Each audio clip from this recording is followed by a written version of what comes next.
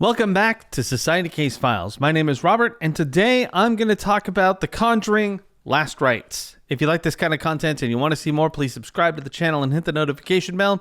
Otherwise, I'm going to dive right in. I've been a fan of the Conjuring movies forever, obviously. I just got this shirt at the Spirit store this year, but regardless, I've always enjoyed them. The first one scared the heck out of me, the second one as well. I've seen most of the spin-offs. I've only missed the very first of the Annabelle movies, and I haven't seen La Lorna, but I've seen all the rest, and I've really enjoyed them. By and large, I don't really fault any of them. I know exactly what they are, and I find them to be a lot of fun.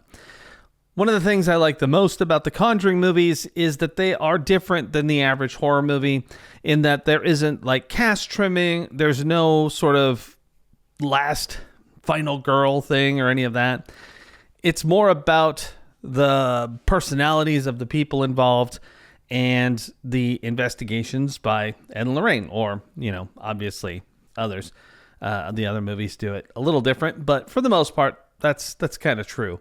Now, we do have to take a step back and say I'm pretty much talking about the Conjuring movies. I mean, there are some unnecessary deaths in those other ones that are sort of spin-offs. But again, by and large, I've always had a lot of fun with them. So it wasn't a hard sell to go and check this out in the theater. It's interesting that it did so well and that it's like broken records and all kinds of other stuff. Series best, beat weapons, that kind of thing. I'm actually, quite honestly, a little bit surprised. Early on in the process, when I first heard it was coming out this year, I had been under the impression that it was going to be only an hour and 25 minutes. At least I read that somewhere. I don't know what that was about. But it actually is over 2 hours long, and they give you plenty of time to develop what's going on. But I would say that where this differs the most from other movies is the fact that the focus is not as much on the specific case. I mean, it kind of permeates the whole movie, but I kind of felt like it had taken a step back to be a little bit more of an exploration of events involving the Warrens. And while everything is tied together pretty well, I think that it probably, I can't even believe I'm about to say this. I think it probably could have been about a half an hour longer and really benefited from some more time to develop a few things. I didn't find the movie remotely scary. The other ones, 1 and 2, those both scared me quite a bit. And even now, I can't watch the first Conjuring alone. I mean, I don't know why, but I know exactly what's going to happen and it still bothers me.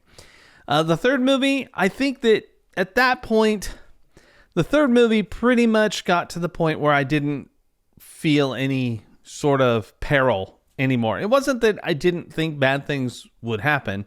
It's just that the jump scares had sort of lost their luster and the terror aspect wasn't really there anymore. I would say that's pretty much true of this one too. Are there scary things that happen? Absolutely. They might even bother me later. Maybe I'll have a nightmare, but I kind of doubt it.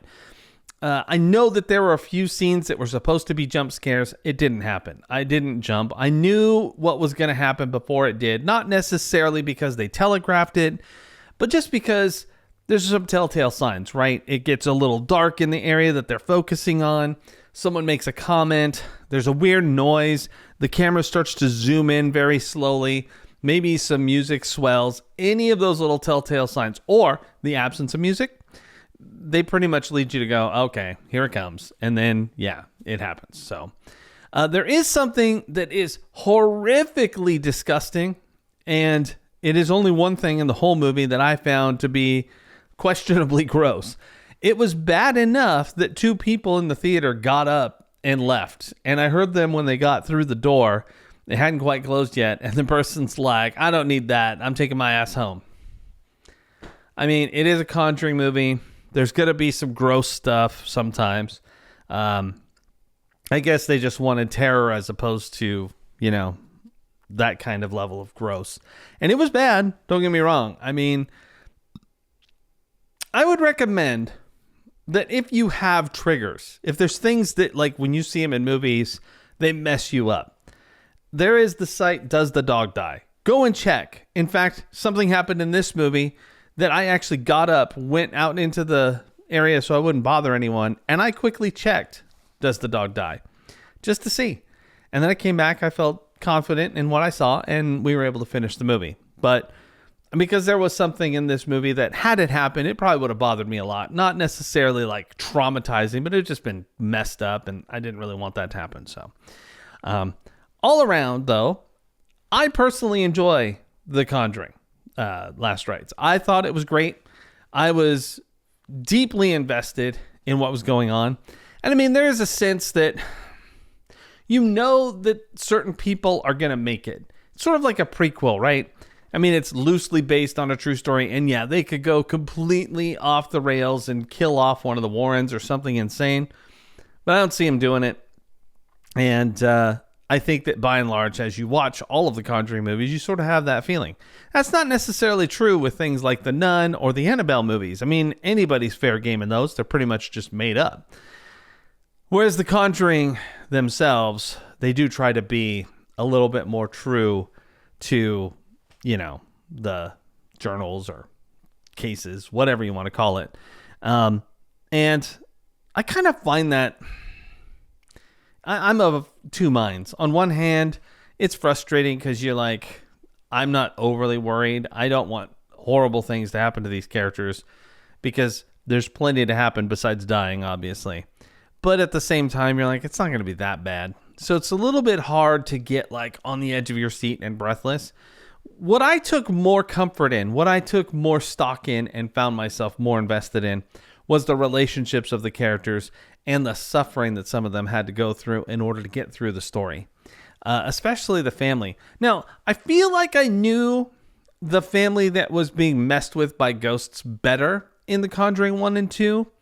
In this one, I don't really remember any of the characters' names, and that's kind of on me, but I don't remember them saying them often enough for me to really latch onto them. And I didn't feel like their personalities were allowed to come out very well. Again, this is where I'm talking, it could have used another 30 minutes. We could have had some more time with that family, probably before the apparition nonsense happened. But we're spending more time with the Warrens because I think that this story is really mostly about Judy, their daughter. So knowing that, it may not be a deep movie per se, and you might expect a lot more. I'm not entirely sure how you could expect much from modern horror movies in a certain aspect. It's not a character drama. It's not a character study. It's going to have freaking ghosts and nasty stuff and spooks and freaking jump scares. And I think it's harder to take one of those seriously for a character study, a serious character study. And I mean, if that's what you're hoping for, if you like think the Conjuring movie should have been sort of a documentary style Ed and Lorraine Warren instead of a horror movie series, maybe instead of, you know, the apparitions being freaking real as they are in the movies, maybe it should have all been Ghost Hunter style where they never actually see anything, but there's creepy sounds and certain things happen. And maybe it should have not been a sort of fantasization. Oh, there you go. Fantasization, whatever, of their work. Maybe then the Conjuring movies would have been more, I guess then they would have turned into drama. And at that point, I suppose that we could have maybe seen them become a little bit more serious as they went through these cases. And they weren't blatantly scary. There wasn't wrinkly ghosts or the nun hiding in shadows or demonic spirits literally manifested in the movie. It would have been following these characters and understanding how they think through these processes and what they did during the cases. And then sort of left it to the viewer to decide, are they full of crap? Is this real? Do you feel convinced? Are they convincing themselves? But because of the way the Conjuring movies are sold, presented, and crafted, it makes it seem like it's all real and that they saw things Ghostbuster style, which they make fun of in this movie. And so at that point, it becomes a little bit harder to be like, this has credibility because, We've got CG ghosts. We've got ridiculous events happening. Half of them might or might not be in someone's head. And I don't know. I guess that, there was an alternate reality where the Conjuring movies were not horror movies and they were something else. But I think the problem that some people have when I've read some of the reviews and criticisms is that they wanted that alternate reality that I'm talking about, or at least they wanted more of that to come into their horror movie. And they're not getting it because, James Wan set out to make something terrifying. And it just happened to catch, and there was plenty of cases to draw from.